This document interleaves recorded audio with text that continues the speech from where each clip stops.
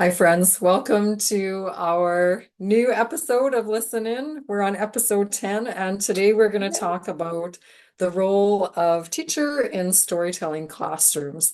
My name is Nikki Yi. I am a colonizer of Chinese and Mennonite ancestry, and I am joining us from the traditional, unceded, and contemporary territories of the Kwee peoples.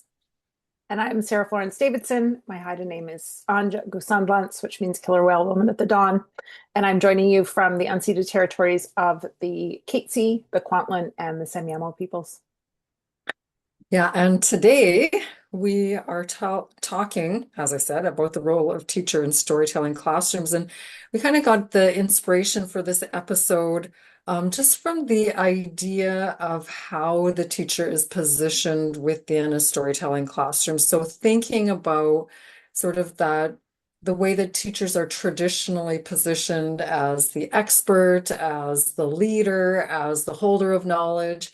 And thinking about within a storytelling framework, how the teacher needs to be repositioned in order for the story to do the work. So I've been thinking a lot lately about the way Joanne Archibald talks about story as kind of this sentient being and this teacher. And if we really have that sort of respect for the story and reverence for the story, then how do we need to kind of take a step back and either enter into sort of a co-teaching role or a facilitator role so that the teacher or the story can actually do the teaching and sort of take up that teaching role. And what does that mean? So the teacher cannot be positioned as the expert, right? The story is the one that is going to be doing the teaching in this case. And so thinking a little bit and diving into this concept around how the teacher needs to be positioned and so what does it actually mean for us? We show up on Monday morning, we're ready to engage with story work, and what does that mean, right?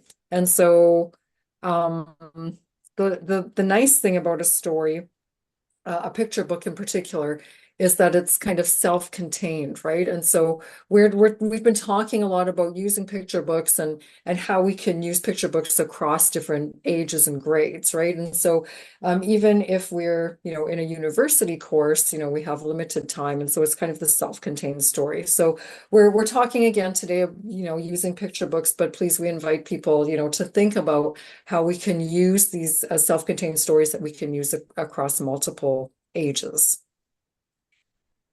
So Sarah, maybe you want to talk a little bit about story and like what it means to be story ready. We've kind of talked about it a bit before, but just to kind of remind ourselves and people who might be viewing. Yeah, just a sort of reminder, and Nikki mentioned Kwam Kwam Hyum's work, Joanne Archibald's work, and when with those seven Indigenous storywork principles, she really focuses in on those first four of respect, responsibility, reverence, and reciprocity. And more recently, she's really clearly framed them as a way to become story ready. And so, as I'm listening to Nikki talk a little bit about how do we do this work, we want to be sure that we're setting a strong foundation for the story to be able to take on this teaching role in the classroom. And so, when we think about respect, we're thinking about how can we learn from stories, and responsibility. What do we do to get ready to listen to a story? And so how do we prepare ourselves to receive that story and receive the teachings that will come with the story? How can we treat reverence is how can we treat the stories with respect? And so especially with traditional Indigenous stories, we want to be sure that we are being respectful of the stories and following protocols, and when we bring them into our classroom, that we have permission to do so, and reciprocity. And so in this context of becoming story ready, we're thinking about how can we make sure that that story can teach others as well. Yeah. Sarah, so as you're talking, just listening and thinking especially about reciprocity, and as I said earlier, I'm really kind of thinking a lot about this idea of story as a sentient being. And maybe you don't have an answer for this, but I'm kind of grappling with this idea of like showing reciprocity to story. Oh, And what does interesting. that mean?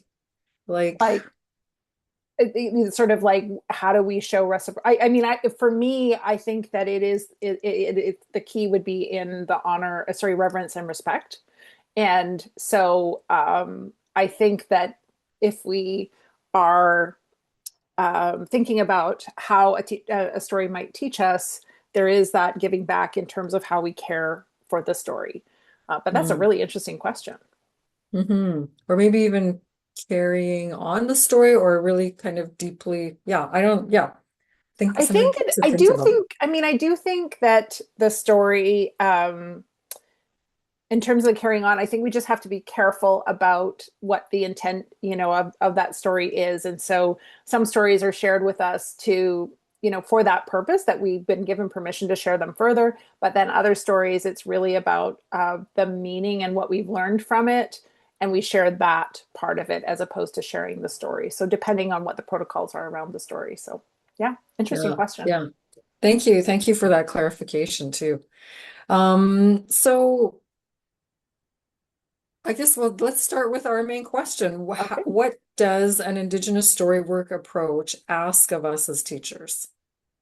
I think I appreciated what you said in the beginning of just sort of that willingness to not be an expert and not frame ourselves as the teacher in the class, if you will. And so being willing to join a group of students and learn alongside them in the activity that we talked about last time with the holistic engagement of story. I find that every single time I open up the opportunity for us to share what we've learned from a story, I am learning something new, even from a story that I've heard many, many times. I feel like the information and the learning that the students share with me really strengthens my understanding of the story, and I just have been consistently amazed by all of the different ways that the students will engage with learning and sharing what they've learned. And I think that there's also, especially the work that I do is with English language arts. And again, even though I think we were doing our best to move away from this sort of single way to understand a story that we saw maybe I just keep thinking of high school English, where there was one way to understand a poem, one way to understand a story. And if you didn't have a very particular background and very particular lived experiences, you didn't have access to that. And so, this idea that we're making meaning from story based on who we are, based on our lived experiences, and being open to that being enough and being a way to contribute to our, collective learning, I think is really important. And I still see that we have that kind of very, comprehension based or, particular story arc. This is the conflict. This is the so very authoritative way to learning through story. And so I think that willingness to shift out into this facilitation role, open to learning alongside students, and recognizing that what the students bring to this meaning making process is really important. And as long as they can sort of bring us alongside how did they come to this place, I think it can be really helpful. And so just definitely that shift. As you're talking, I was thinking about how we sometimes read stories in classrooms, where the teacher is holding up the book and and like sharing with the students and then stopping to ask comprehension questions, right?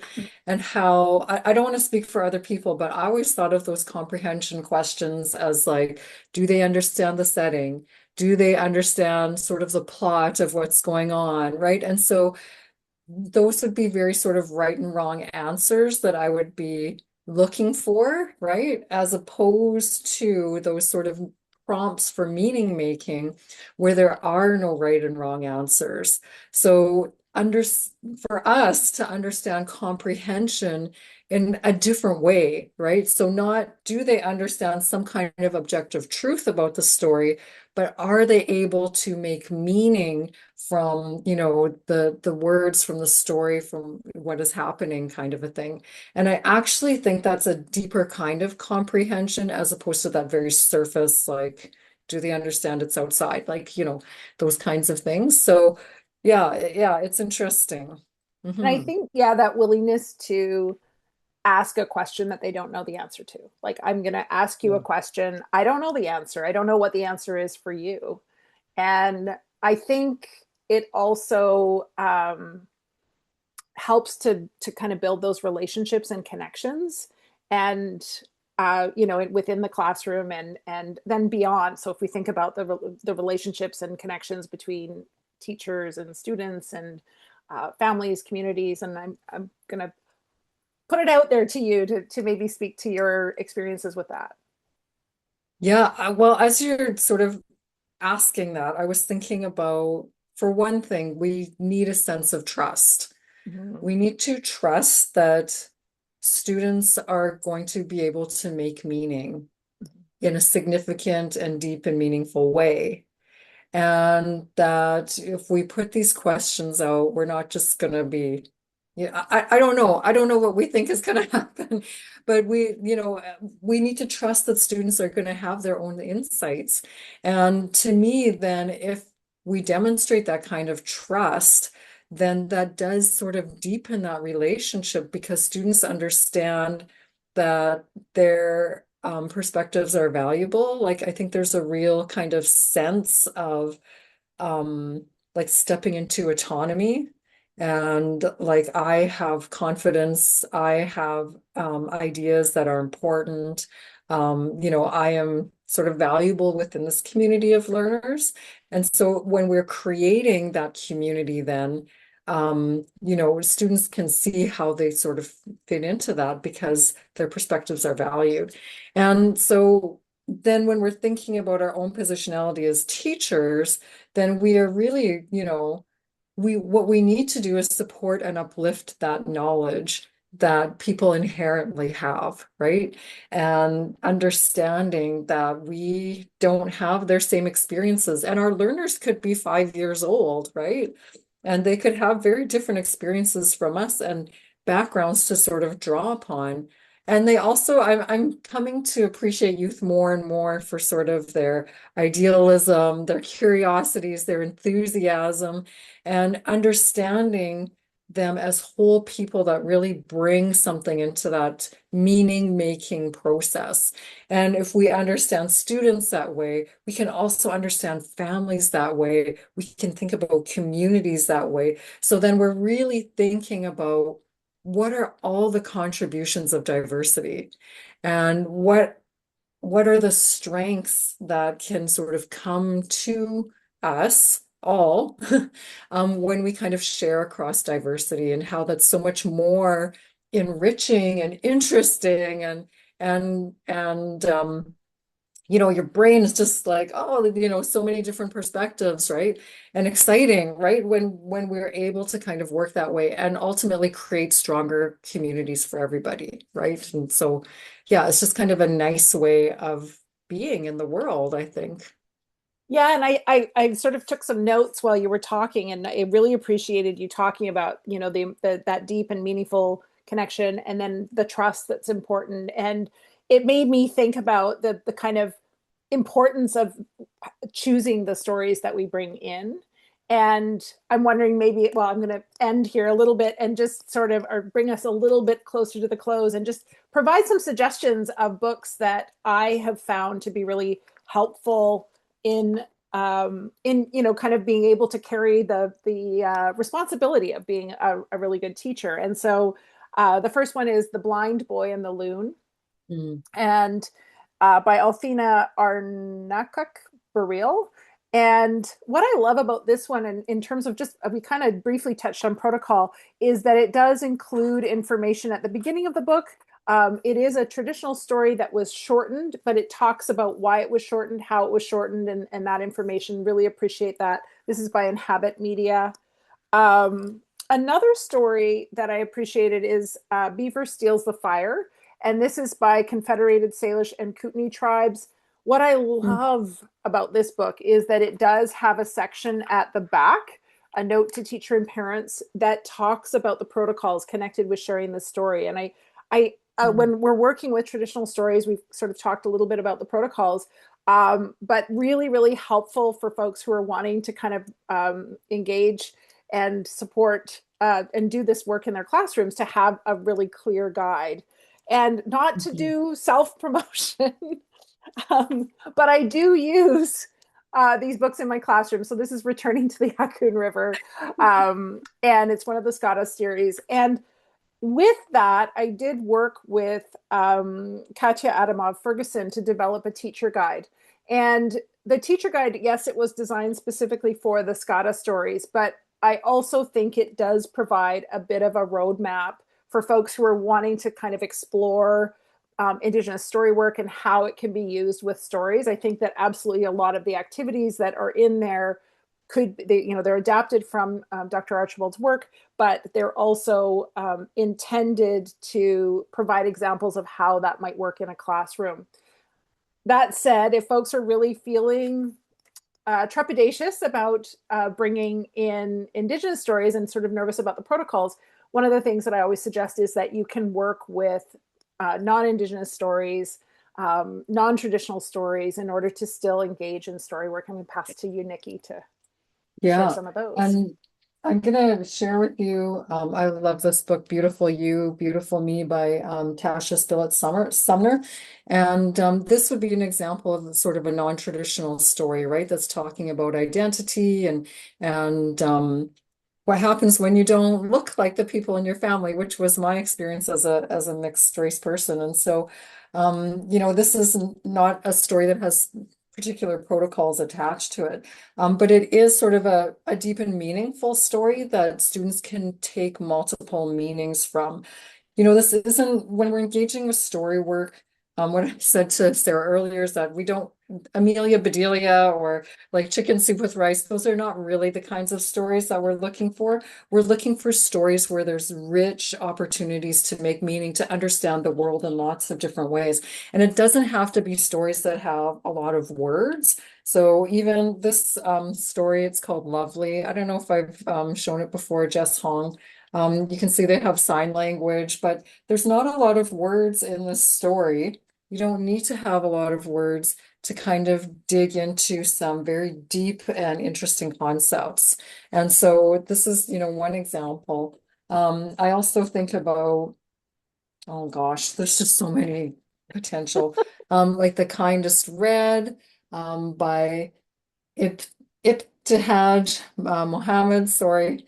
But really thinking about the hijab and friendship and so we want those stories that carry some of that deeper meaning that we can sort of dive into.